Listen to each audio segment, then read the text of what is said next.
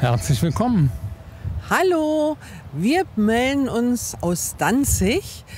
Wir sind jetzt am Strand, der ist in etwa 300 Meter von unserem Campingplatz entfernt und hoffen, dass wir einen schönen Sonnenuntergang bekommen. Es sieht aber leider nicht danach aus.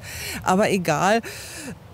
Eins ist auf jeden Fall, die Abende und Nächte sind schon recht frisch und ihr seht, wir sehen ganz schön verfroren aus.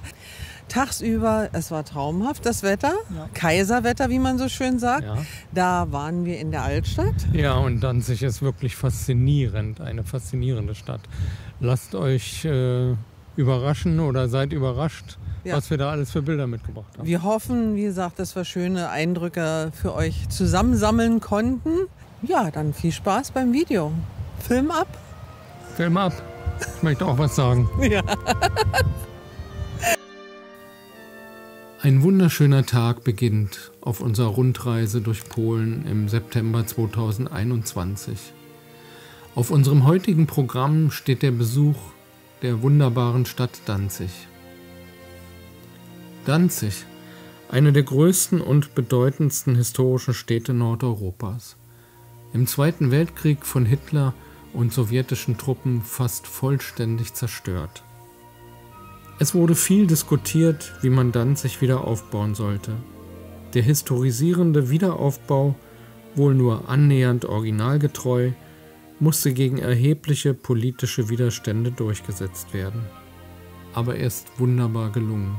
Uns hat Danzig von Anfang an in seinen Bann gezogen.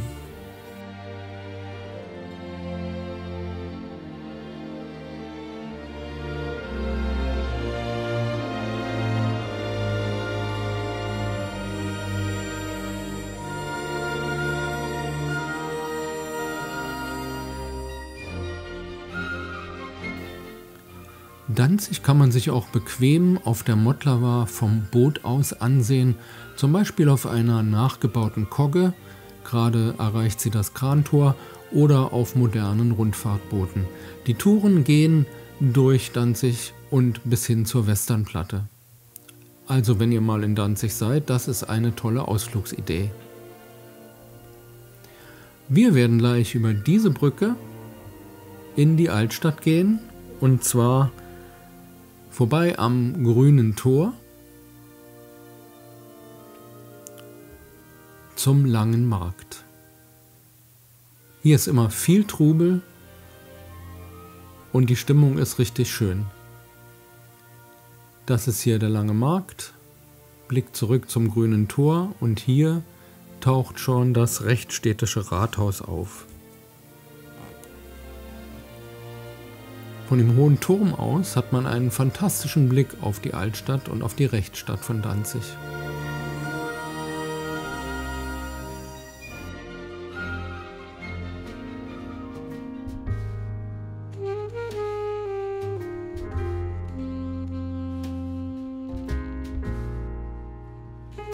Gleich daneben finden wir den Artushof.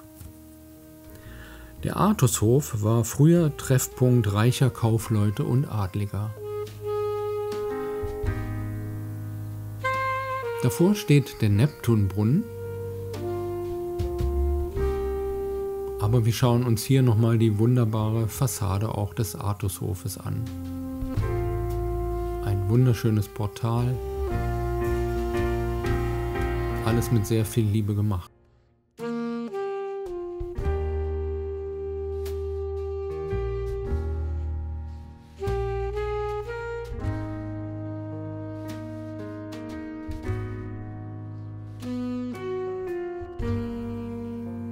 Das hier ist das Goldene Haus. Es stammt aus dem 16. Jahrhundert. Und hier oben könnt ihr sehen die Figuren von Kleopatra, Ödipus, Achilles und Antigone.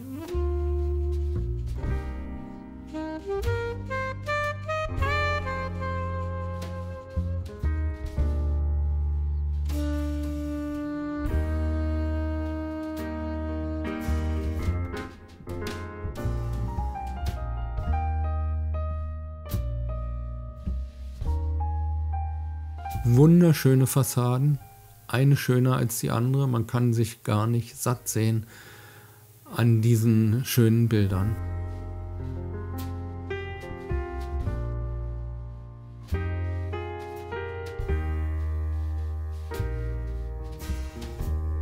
Das prächtig gestaltete große Zeughaus entstand in den Jahren zwischen 1600 und 1609. Es diente damals als Waffenarsenal. Heute hat die Danziger Kunsthochschule Räume in diesem Gebäude.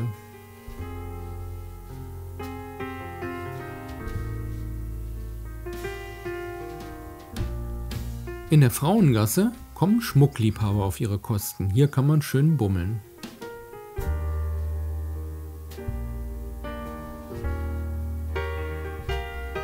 In einer Nebenstraße entdeckten wir die Königliche Kapelle mit einem sehenswerten Brunnen, der von 4 Löwen umringt ist.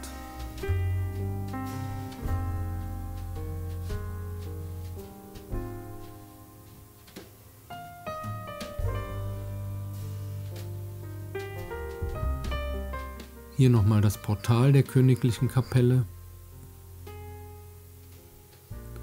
Das ist eine Markthalle und auch nochmal ein Foto von innen.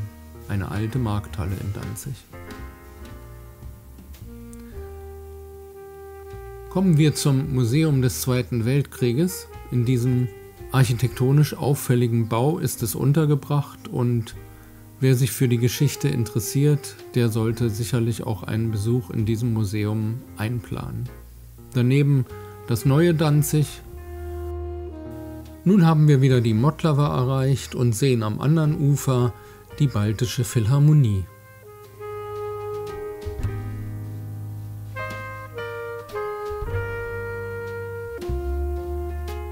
Hier ein Blick zur Speicherinsel mit der modernen Bebauung, rechts das Krantor. Nochmal eine schöne Abendstimmung an der Speicherinsel und die nachgebaute Kogge verlässt am frühen Abend nochmal den Hafen, um zu einer Rundfahrt aufzubrechen.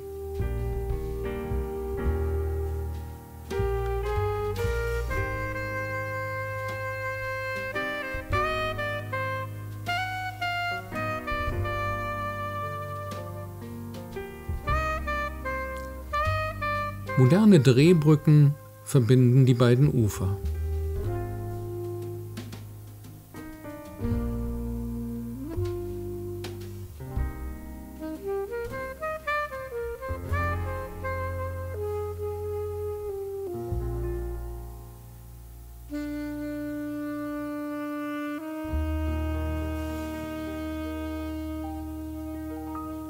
Vielleicht ist es euch schon mal aufgefallen, aber Silvia nimmt in jeder Stadt, in der wir uns befinden, auch die Gullideckel auf. Ein Blick auf die Karten. Wir haben bei unserem Danzig-Besuch hier etwas entfernt, nämlich ca. 7-8 Kilometer von der Altstadt übernachtet, nämlich auf diesem Campingplatz direkt an der Ostsee. Man erreicht die Altstadt immer an einer Straßenbahnlinie entlang, das kann man gar nicht verfehlen und hat hier fußläufig alles zu erreichen, was geht. Alle Sehenswürdigkeiten kann man bequem zu Fuß erreichen. Hier stellen wir euch nochmal den Campingplatz vor. Sehr viel Bäume, also mit dem Satellitenempfang könnte es etwas knapp werden. Hier einer der Stellplätze, hier weitere Stellplätze und wir haben uns dort auch sehr wohl gefühlt. Es war relativ ruhig und die Strecke bis in die Stadt hat uns natürlich nicht geschreckt. Hier Einrichtungen zum Waschen, Waschmaschinen, Trockner und man kann auch kleine Häuschen mieten, wenn man das möchte. Die sanitären Einrichtungen, alles einwandfrei und wir können den Platz nur empfehlen. Ver- und Entsorgung. Wenn euch dieses Video gefallen hat, würden wir uns wieder über einen Daumen nach oben freuen, einen Kommentar. Können auch 2 oder mehr sein. Ja, und wenn ihr noch kein Abo habt, einfach mal auf den Abo-Button drücken und wir würden uns riesig freuen, wenn ihr unsere Reisen begleiten würdet. Schließt euch an der WOMO-Traum-Reisegruppe sozusagen und ja. Denkt an das Glöckchen. Ja. Ja. Also, herzlichen Dank fürs Zuschauen. Genau. Bis ganz bald. Bleibt gesund. Bleibt gesund. Tschüss.